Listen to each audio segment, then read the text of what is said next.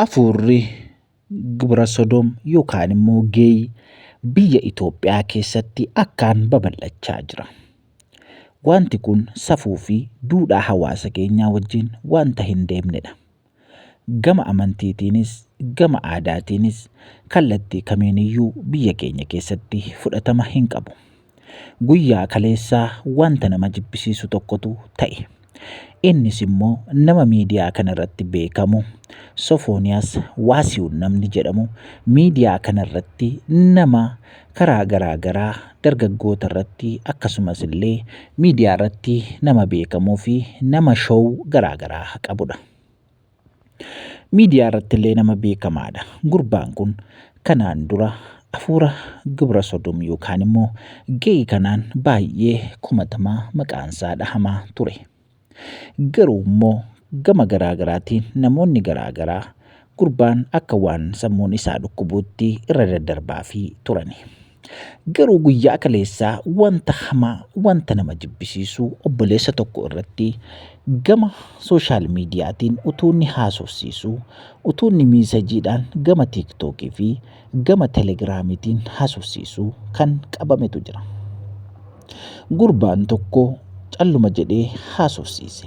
Gaafa inni barreessuuf innis ni barreessee fi akka baay'ee ajaa'ibsiifatuu fi akka baay'ee dinqisiifatuu itti hima ture. Gurbaan kunis deebisee fi yookaan immoo Sofooniyaas kun jechuudha. Anis baay'een si dinqisiifadha jechuun haasaa isaa eegale. Shoorti viidiyoo ati hojjettus baay'een ajaa'ibsiifadha jechuun eegale. Gurbaanis gaafa inni akkasitti barreessuuf shakkii guddaadhaan yeroo inni barreessuuf shakkuutti ka'e. Yeroo barreessuufis barreeffama isaa keessatti lubbu qirtsiitti gochuudhaan yookaan immoo mallattoo onneetti gochuudhaan barreeffama isaa ergaafi jechuudha. Yeroo kana gurbaan kun baay'ee shakkee namicha kana haasofsiisuutti eegale. Utuma haasofsiisuu yeroo waa'ee isaa baruu ofiisaallee akka waan geeyii ta'etti dubbii harkaa funaanuudhaaf jecha baay'ee itti haasa'uus eegale. Yeroo kana gurbaan gammadee wantoota garaa garaa gochuudhaan suura isaa kaasuudhaan qaama isaa bakkoota tokko tokko illee suura kaasuudhaan ergee fi anaafis kan keessinaa ergi jechuun waan namatti hin tollee waan jibbisiisaa gochuu eegale jechuudha. Gurbaanis sana booddaa erga haasaa harkaa funaanee wajjin haasa'utti eegalee qaama kaasee siif hin ergu garuu bakka ani jiru dhuftee sana booddee waan barbaaddee gochuu dandeessa jechuudhaan dubbii harkaa funaanee jechuudha. Sana booddee gurbaan kun gammaduudhaan baay'ee itti tolee lafa inni jiru gaafachuudhaan nan dhufa jechuun isa dhibbise.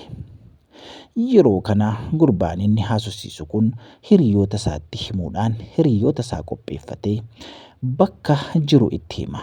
Ani kanan jiru amma Adaamaan jira wanta ta'eef dhufuu ni dandeessaa jedhees gaafate. Gurbaanis Adaamaan asuma wanta ta'eef qaamaan nan dhufa jedhee Finfinnee irraa ka'ee bakka itti konkolaataa argatullee gaafatee Laga Harmoo eessaan argadha jechuun itti fufe jechuudha. Sana booddee gurbaan Laga Haarees ni argattaa akkasumallee Gara Qaallettiis yoo deemte ni argatta jechuun akka inni dhufuuf isa kakaase jechuudha. Sana booddee gurbaan kun shakkii tokko malee kanaan duras hojii isaatti wanta ta'eef nama biraallee naaf qopheessii dabalataan ati qofaan yoo na ga'uu didde jechuudhaan akka inni nama biraa qopheessuuf illee isatti dubbate jechuudha. Yeroo kana gurbaan homaa rakkoon hin jiru atumtii kottu malee jechuudhaan akka qopheessuufis itti dubbate jechuudha. Sana booda gurbaan kun sodaa tokko malee Finfinneetii ka'ee gara Adaamaatti imala isaa eegale. Yeroo dhuftummoo naannoo Firankoo jedhamutti akka na eegdu jechuun gurbaan itti hime jechuudha. Yeroo kana namtichi gasaggaxee gara Adaamaa deemee yeroo inni deemu gurbaan hiriyoota isaa waamee akka inni sirriitti hubatutti namticha qabee garafee uleedhaan likkii isaa itti hime. Sana booddee gurbaan baqatee lubbuu na baase jechuudhaan harkaa ba'ee gale jechuudha. Egaa wanti kun biyya kana keessatti wanta qosaatti ilaalamu ta'uutii hin qabu.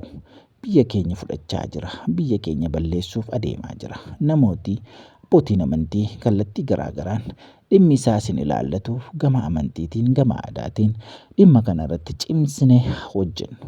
Namoota waan akkasiitiin qabaman irratti illee sirriitti gadi fageenyaan waan barbaachisu of eeggannoo barbaachisu akka goonuu fi namoota naannoo keenya oolan hundumaallee akka to'annu isiniin jenna. Egaa kun miidiyaa keessan Gonfoo Miidiyaadha. Wantoota akkas akkasii isinirraa of eeggattanii fi information isin barbaachisu waan isin biraan geenyuuf isin subscribe gochuu hin dagatinaa, share gochuullee hin dagatinaa. Yeroo qabdan hundumaa Waaqayyo isiniif haa eebbisu. Namoota akkas akkasii Waaqayyo isinirraa haa qabu.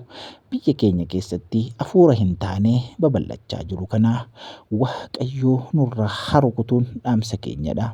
Waaqayyoon haa kadhannu, Waaqayyoon haa barbaaddannu, jireenya hafuuraa keenyallee haa eeggannu. Eebbifamaa, yeroo gaarii qabaadhaa.